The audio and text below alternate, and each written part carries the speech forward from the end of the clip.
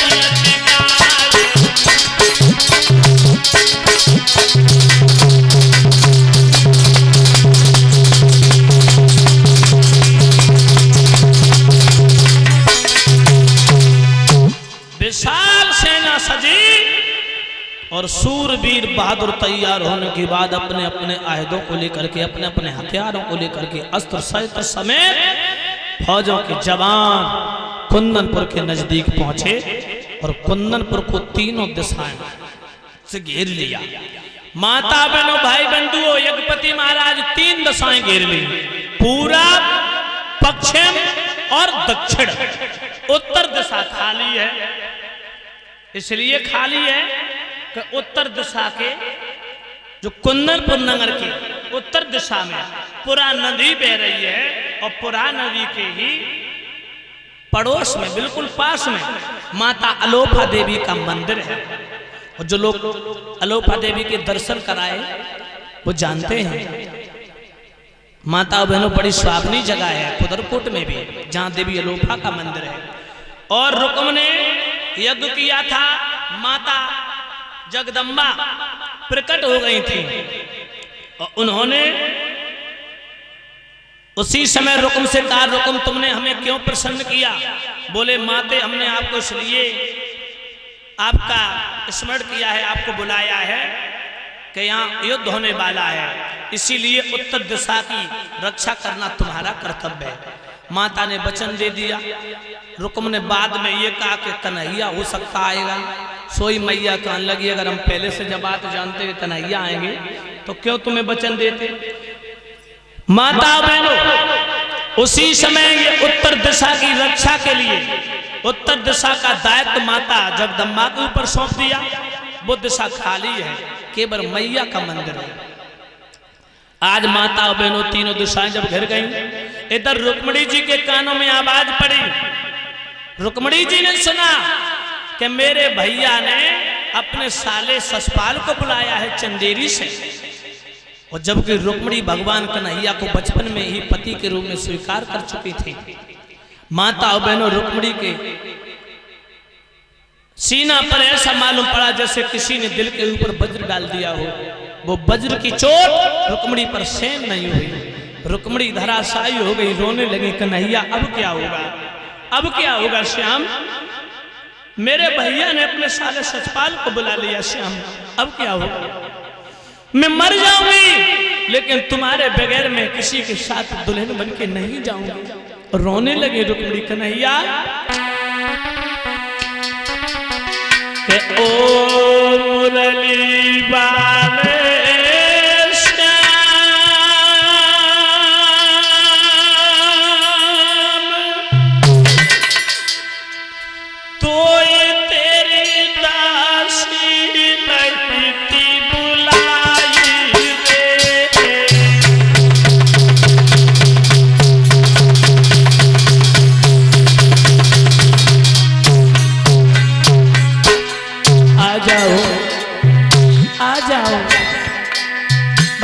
साला आ गया है।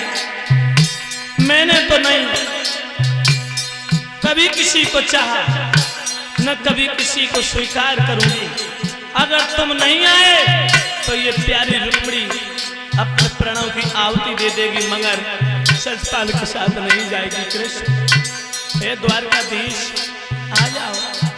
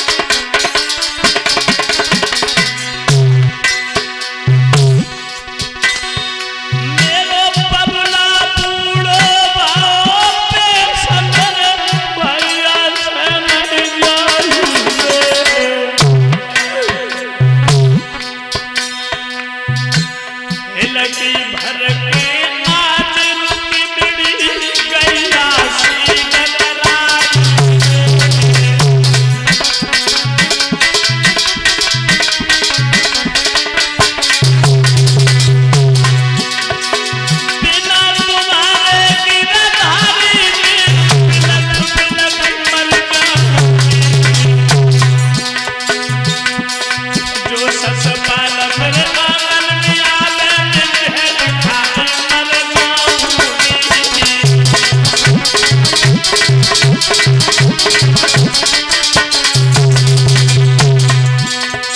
खबर ले मुरली बारे खबर ले बंसी बारे भक्तन के प्यारे भगवान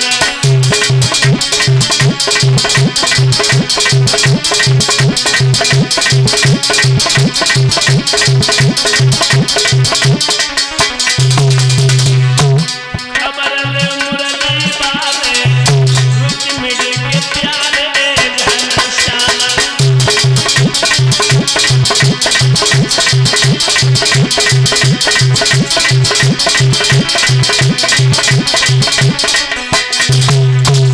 आज भगवत श्रोता और रुक्मिणी जी बिलख रही थी।